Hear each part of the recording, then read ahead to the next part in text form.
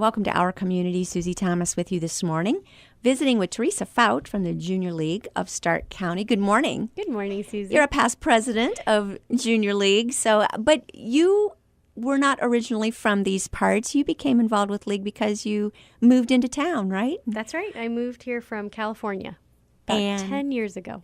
So what made you want to get plugged into something like the Junior League of Stark County? Well, when I first moved here, I really didn't know anybody. And the only people I knew, my husband was from here, and so his friends' wives were the only people I knew, and one of them was a member of Junior League. And so she took me to lunch one day and said, you know what, you should really find out about Junior League because it's a neat group of women who help the community and, make friends and meet people. And I said, yes, okay, I want to find out more. And this is not your grandmother's Junior League, right? I mean, a lot of people think, oh, these are the ladies who wear white gloves and pearls and hats to everything. And tell me about the Junior League. Who are they and what do they do? Well, it's definitely not your grandma's Junior League. The women in League are amazing. They're giving. They're caring. They give so much time and energy to the community and to their families and to each other. And they're just a joy to spend time with. They're very down to earth, nice people. And now, 10 years later, I think just about all my girlfriends are from Junior League, over the years. And they're the people I call when I need something or feel a certain way after hearing something tough on the news. I pick up the phone and call one of my friends and say, oh my gosh, what's happening? Let's talk about this. And how it impacts our community and our immediate world. Absolutely.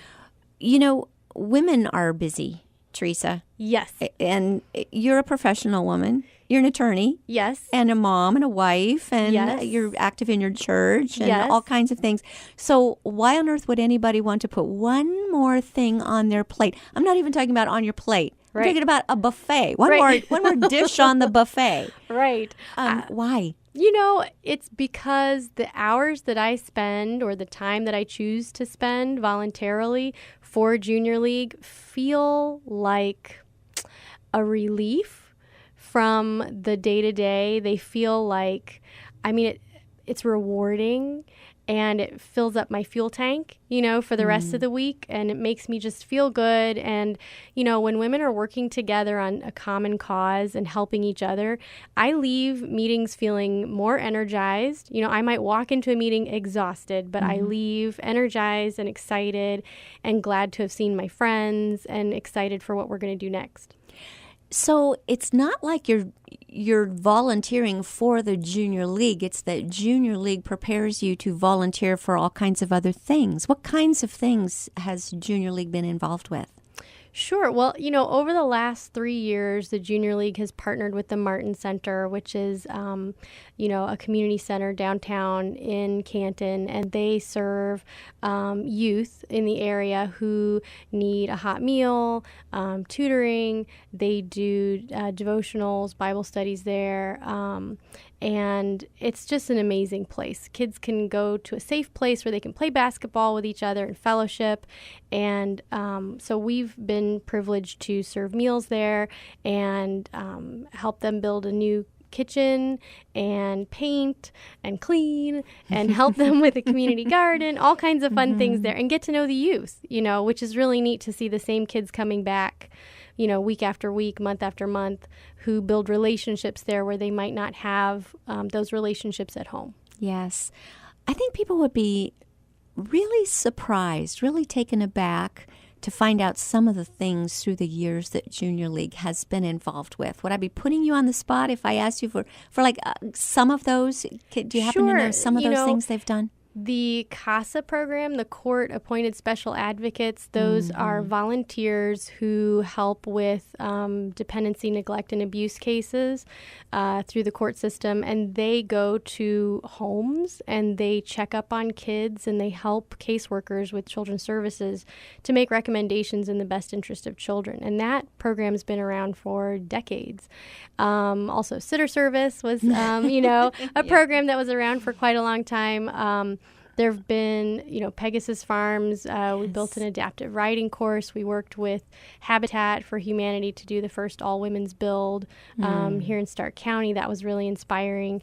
We made some community gifts like the pendulum at the McKinley Museum. So when the kids go there and they see the little dominoes getting knocked over by that big pendulum and they wonder how on earth that happens, that was a gift from the Junior League. So, we've been active and making a difference for a long time. And we've got a couple other projects we did this year too, like we partnered with America Reads and Malone. Oh, love that. Yes. Yeah, and we put on an event for kids where they came and they got books and school supplies, and they got to experience some really neat activities that were educational and got some snacks. And so our volunteers staffed that.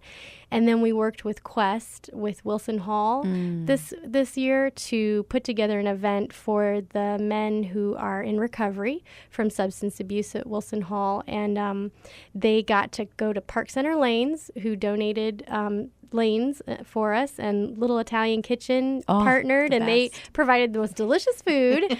And so all these men got to spend time with their families, with their wives, their kids, in a fun, safe environment where the kids could make memories with their dads and see that they were progressing and working on things. And it was a really good time, and we had an incredible turnout. We had over 75 people there just having family time together and making memories. So that was neat. That was this year too. It seems that you just kind of look around and see where's there a need. Yes. And roll up your sleeves and go fill it. That's right. And our new focus area, we're focusing on hunger, starting with this next coming year, and starting in about September of this year. And we're looking for what we can do next to make an impact on that issue in our community. It's such an issue, hunger is. And isn't that unbelievable? It is. It's hard to believe, but there are children who go to bed hungry right here in our community. There are seniors who don't have enough food to eat, and they're food insecure. They don't know where their next meal is coming from. There are families who don't know how to prepare healthy food, or just don't even know what to pick out if they were to go shopping, that are used to just fast food. And there's so much education and so much that can be done to stand in the gap of that need. So we're definitely going to be focusing on that in the near future. And it sure shouldn't be in an area that is as blessed as we are. And you look at the farmlands even that are still around here in our listening area. How can anybody be going to bed hungry when we live in the United States in the 21st century? It's hard to believe, but we have to be aware of what the needs are in our community so that we can help, because we are so blessed. So many of us can help, and we have to. Right. It's the right thing to do. It's the right thing to do. We're called to do it. That's right.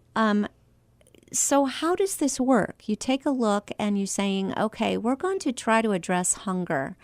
Are you open to organizations contacting you saying we've got an idea, or are you open to organizations calling you and saying, we've noticed that if somebody could do this, this is the gap that needs to be filled? How exactly does this work, Teresa? So there are several ways that we can make an impact on an issue like this. We can partner with an organization, ask them, inquire with them, what could you use help with? Is there an event that would really be helpful for you? Can we help you expand capacity in some way? Can we help you come up with a program in some way that would help you? We can advocate, for certain issues. We can advocate. We can create a new program within our organization. There's so many ways that we can partner, and we're going to reach out to different community organizations to just find out what their needs are and find out how we can help them with that. We can help with grant writing. We can help with, helping organizations to connect with one another, because we do have a lot of nonprofits here in Stark County, and many of them are working on different aspects of the same problem. And if we can help them coordinate their efforts, then that could be, a great use of our volunteer time to just help them work even closer together. Almost the way everybody who does something to help the homeless kind of put together a network. Yes. A network addressing hunger. That's a great idea. Yes. It's something maybe your membership would be capable of doing then. Absolutely. I think people have in mind that you have to be in a certain income group or something to belong to Junior League. You want to dispel that myth right now? That is a myth for sure. There's no income bracket necessary. In fact, the only requirements are 21 and over, ladies who are 21 and over and who want to make an impact in their community. We welcome everybody, and we just want to have members who care about these issues, and so many people in our community do. And this is a great way to get involved and to learn more about how to help the community, because as a member, when you work with the Junior League, you learn how to get organized, how to organize volunteers, how to project manage, how to lead. So you learn all those skills on the job, so to speak.